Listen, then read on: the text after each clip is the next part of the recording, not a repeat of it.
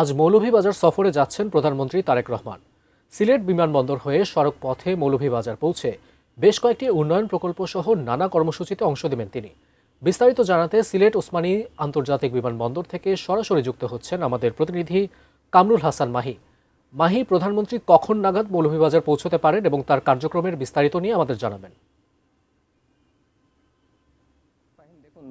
পূর্ব ঘোষিত যে সফরসূচি রয়েছে সেই সফরসূচি অনুযায়ী প্রধানমন্ত্রী তারেক রহমান 10টা 15 মিনিটের দিকে সিলেট ওসমানী আন্তর্জাতিক বিমানবন্দরে পৌঁছার কথা রয়েছে এবং বিমানবন্দরে পৌঁছেই তিনি সড়ক পথে তিনি সিলেট হয়ে তিনি মৌলভীবাজারে যাবেন এবং মৌলভীবাজারে গিয়ে তিনি বেশ কয়েকটি উন্নয়ন প্রকল্প, বিশেষ করে ফ্যামিলি কার্ডের 3য় ধাপের যে পাইলটিং কর্মসূচি সেটি তিনি উদ্বোধন করবেন। প্রথমে তিনি মৌলভীবাজারের শ্রীমঙ্গলে গিয়ে সেখানে ফ্যামিলি কার্ডের উদ্বোধন করবেন। তার পরবর্তীতে তিনি আবার মৌলভীবাজার থেকে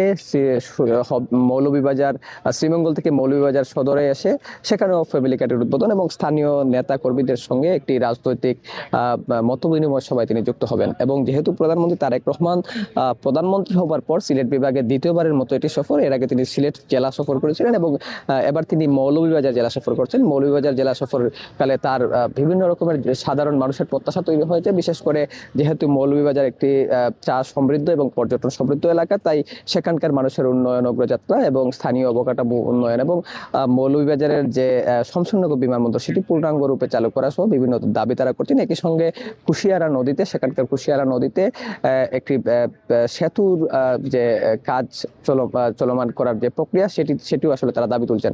তো বিমানবন্দরের যে পরিস্থিতি যদি একটু বলি, বিমানবন্দরে ইতিমধ্যে নিরাপত্তার বলয় তৈরি করা হয়েছে। আমরা দেখছি পুলিশের পাশাপাশি সাদা পোশাকের আইন শৃঙ্খলা বাহিনী এবং প্রধানমন্ত্রীর যে নিরাপত্তার যে টিমগুলো থাকে সেগুলো আসলে তারা ইতিমধ্যেই বিমানবন্দর এলাকা নিরাপত্তার চাদরে ডেকে রাখা হয়েছে এবং স্থানীয় নেতাকর্মীরাও কিন্তু বিমানবন্দরের আশপাশ অবস্থান নিয়েছেন। বিশেষ করে সিলেট মহানগরের 4টি জায়গায় সড়ক পথে প্রধানমন্ত্রীকে স্বাগত জানাবেন বিএনপি নেতাকর্মীরা। পাশাপাশি সিলেটের যে সকল সড়ক হয়ে তিনি মৌলভীবাজার যাবেন সেই সকল সড়কগুলিতেও কিন্তু বিএনপির নেতাকর্মীরা অবস্থান নেবেন। তো এই ছিল এখানকার সর্বশেষ ফাহিম।